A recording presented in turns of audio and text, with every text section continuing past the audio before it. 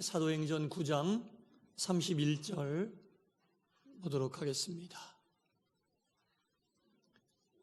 사도행전 9장 31절입니다.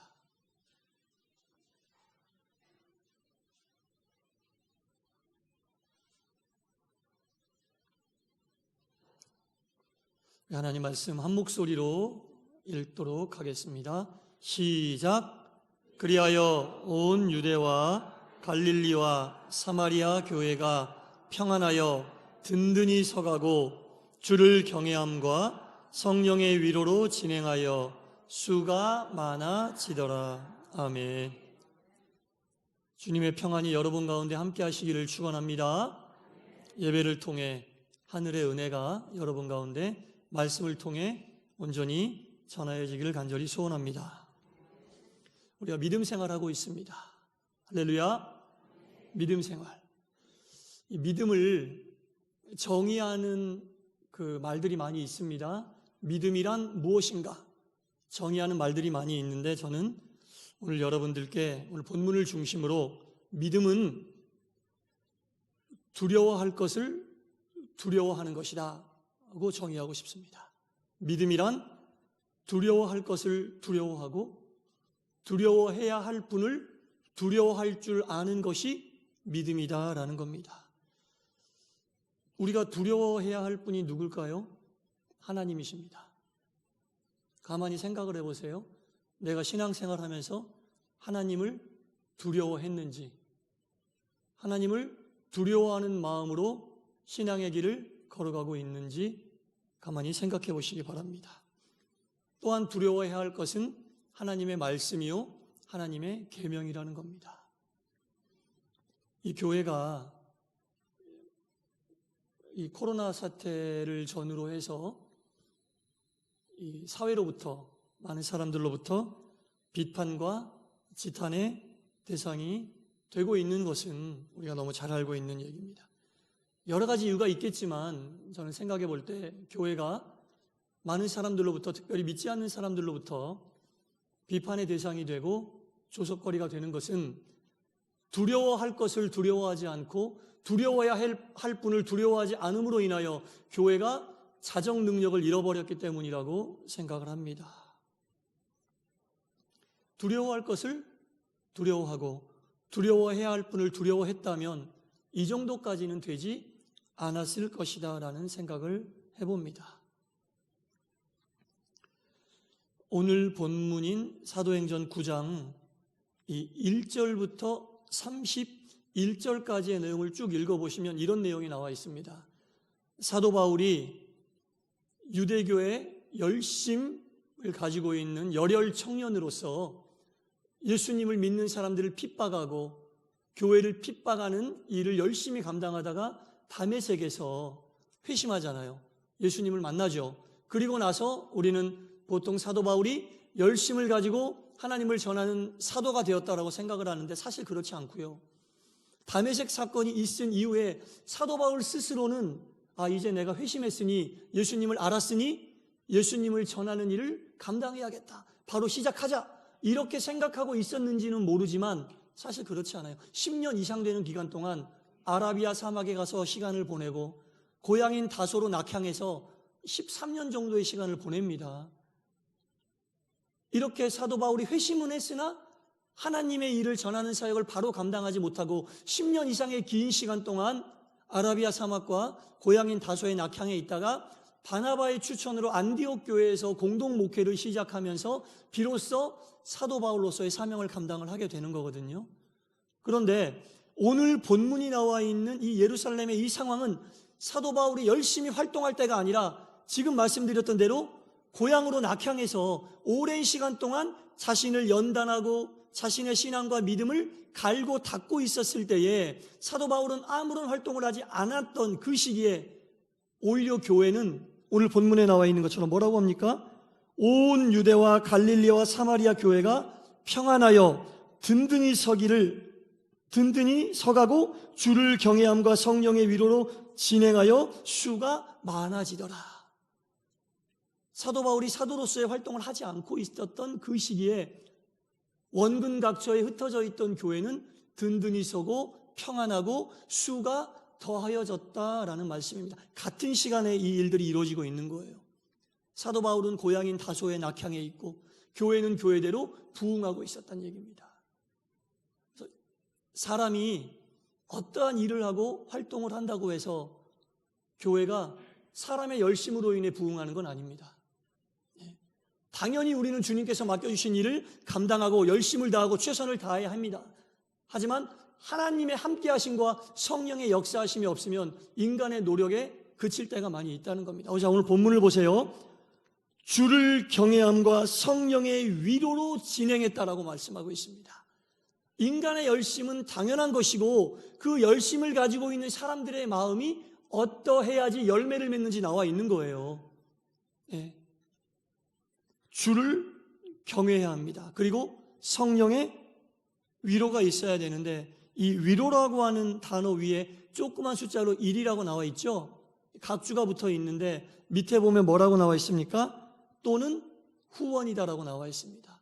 성령의 위로라는 것은 성령께서 후원해 주신다는 얘기입니다.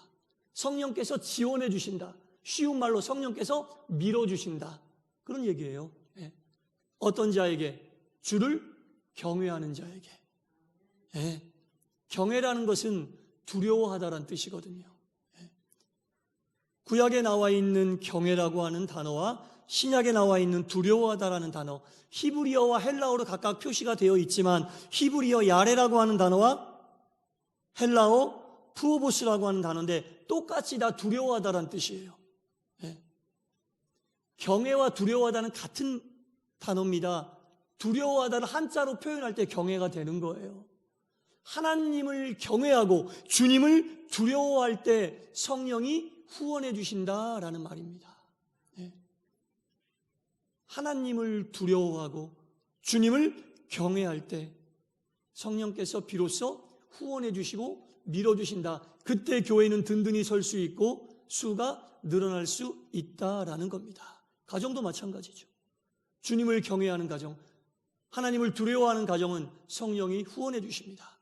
그때 가정이 든든히 설 수 있고 가정이 경건한 가정이 될 수 있는 겁니다.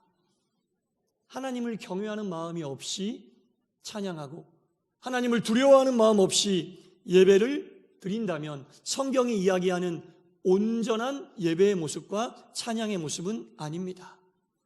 두려움과 경외함이 없는 예배와 찬양은 100%라고 보기 어렵다는 얘기입니다. 그러므로 믿음이라고 하는 것은 출발 자체가 하나님을 두려워하는 겁니다. 하나님을 경외하는 겁니다.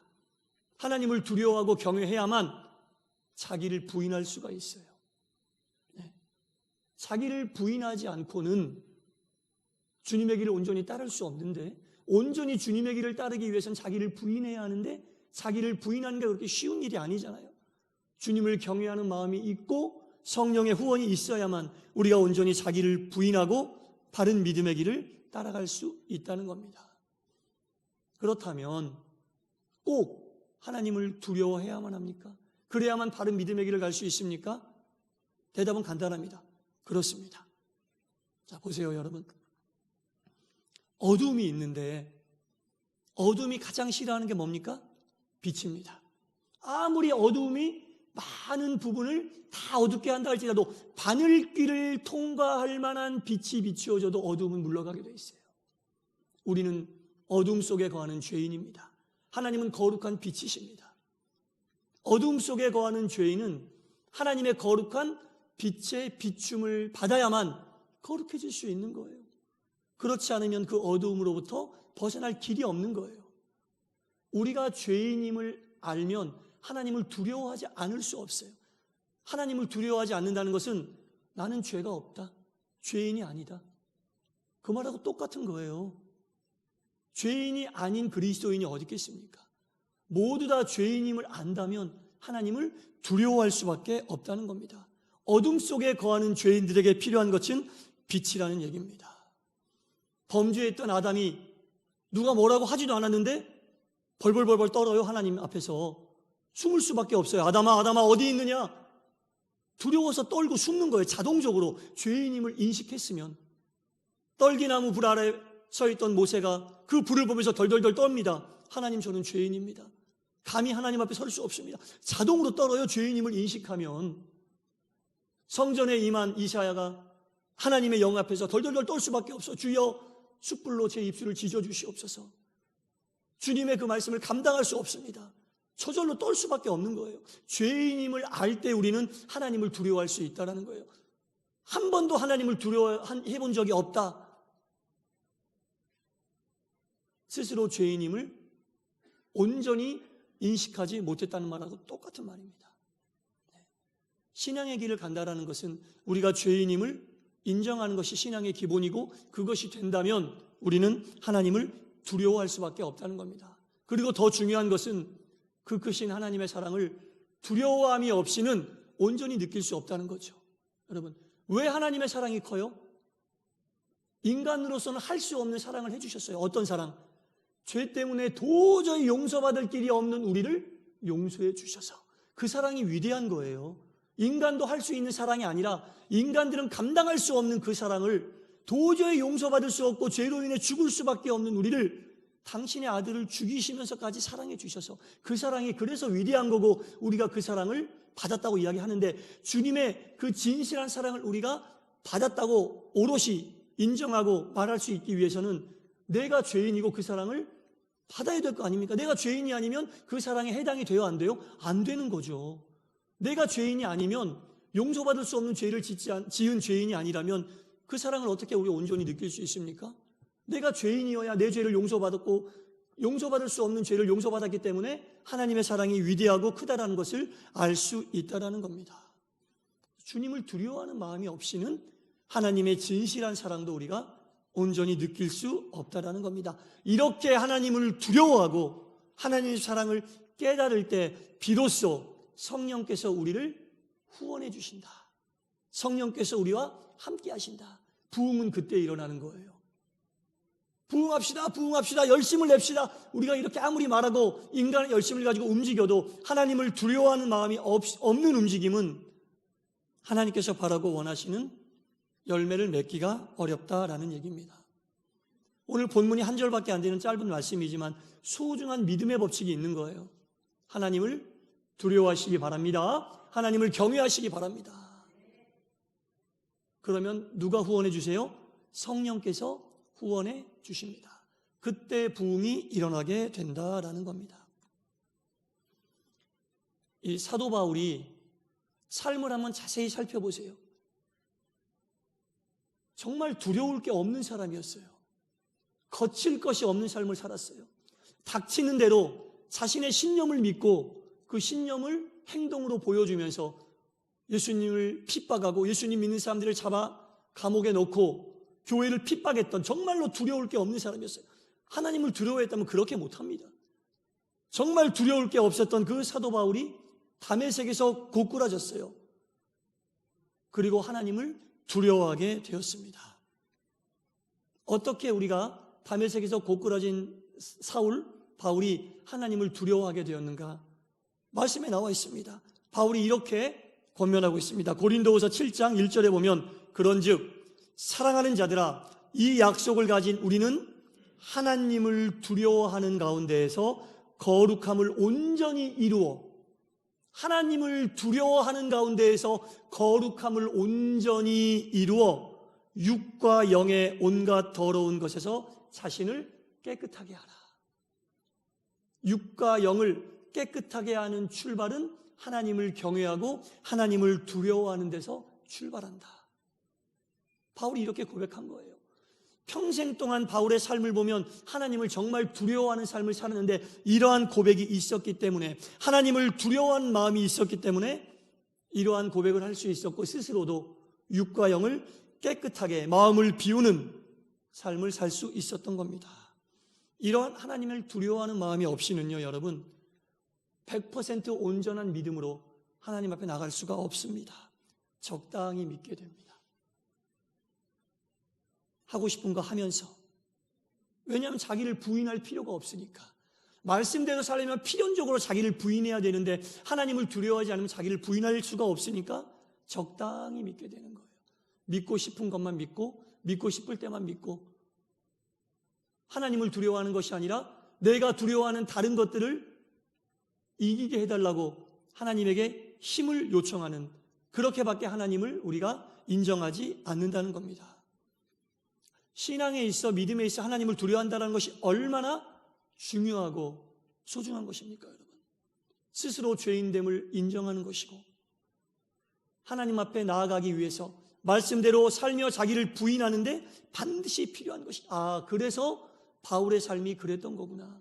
하나님을 두려워하는 마음이 있었기 때문에 다른 것들을 두려워하지 않을 수 있었구나. 매 맞는 것도 두려워하지 않았고, 죽는 것도 두려워하지 않았고, 그 어떤 것도 바울은 두려워하지 않았습니다. 하나님을 두려워했기 때문에, 하나님을 두려워했기 때문에 이 모든 것이 가능했다는 겁니다.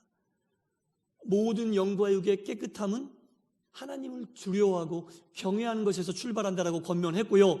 또 에베소서 5장 21절 말씀에 이런 말씀도 나옵니다. 그리스도를 경외함으로 피차 복종하라. 서로서로 순종하고 복종하라. 누구를 경외함으로? 그리스도를 경외함으로. 서로서로 복종하고 사랑하고 존중하기 위해서는 그리스도를 경외하는 마음이 있어야 되는구나.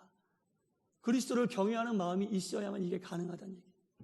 가족 간에, 친구 간에, 이웃 간에, 교우 간에, 부모 자식 간에, 형제 간에, 자매 간에, 목사와 성도 간에 그리스도를 경외하는 마음, 상대방을 경외하기 전에, 상대방을 존중하기 전에 공통으로 그리스도를 경외하는 마음이 있어야 피차 복종할 수 있다.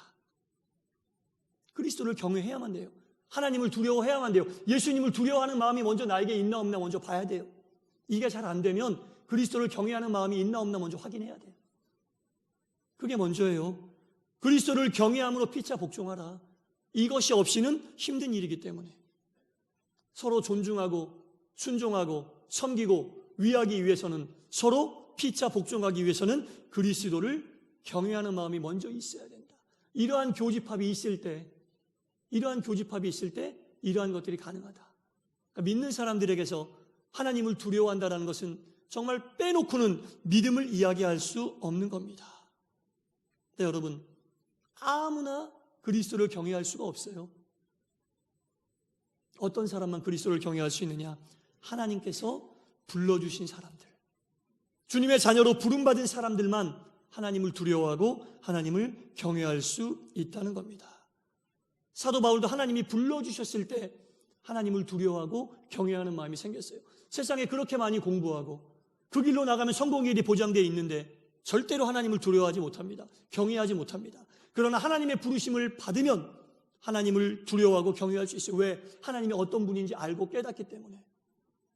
전지하고 전능하시고 세상을 만드신 분이 하나님임을 깨닫기 때문에, 하나님을 두려워하는 그 섭리의 틀 속에 들어오기 때문에 하나님을 두려워할 수 있는 마음이 비로소 생기게 된다는 겁니다.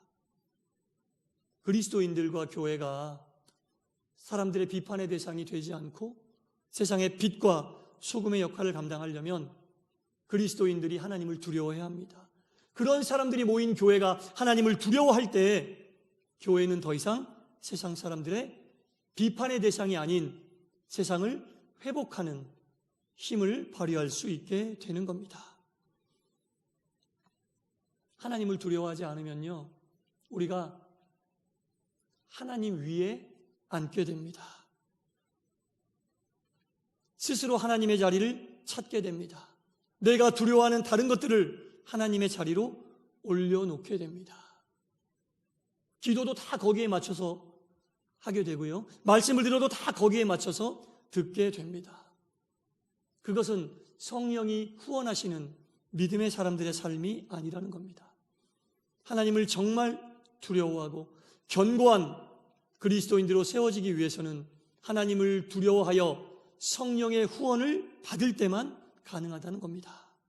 사랑하는 성도 여러분, 하나님을 온전히 두려워하고 경외하기 전까지는 성숙한 그리스도인이 될 수 없습니다. 분명합니다. 아무리 오랫동안 신앙생활을 했어도 내 마음속에서 한 번도 여태까지 하나님을 두려워해 본 적이 없어. 한 번도 하나님을 경외해 본 적이 없어. 성숙한 그리스도인이 아닙니다. 참회의 절기인 사순절 둘째 주일을 맞고 있습니다. 믿는다고 하면서도 하나님을 두려워할 줄 몰랐던 우리의 신앙이 있었다면 이 절기를 보내며 함께 회개하기를 바랍니다. 그리고 우리가 이 사순절을 보내면서 정말 하나님을 경외하고 정말 하나님을 두려워하는 그리스도인으로 주 앞에 나가기를 소원합니다. 그때 성령께서 우리를 후원해 주십니다. 그때 성령께서 우리를 지원해 주십니다. 온전한 그리스도인으로 바로 세워주실 것이고, 그런 우리들이 모인 교회가 하나님께서 세우신 진실한 교회가 된다는 겁니다. 이 시간 우리 모두 하나님을 두려워하는 진실한 그리스도인, 또한 우리가 모인 동산교회가 세상 사람들이 볼 때 하나님을 두려워하고 경외하는 교회가 되어 세상에 빛이 되고 소금이 될 수 있기를 주님의 이름으로 간절히 축원합니다. 기도하겠습니다. 하나님, 믿는다고 하면서도 진정으로 하나님을 두려워하지 못했음을 고백합니다. 그리고 하나님의 사랑을 안다고 이야기하면서도 그것을 이용하여 하나님의 자리에 스스럼 없이 올라간 적도 많이 있었음을 고백하고 회개합니다. 주여 용서하여 주시옵소서. 주신 분을 두려워해야 하는데 주신 것을 두려워한 적이 더 많이 있습니다. 주신 분을 두려워하게 하여 주시옵소서.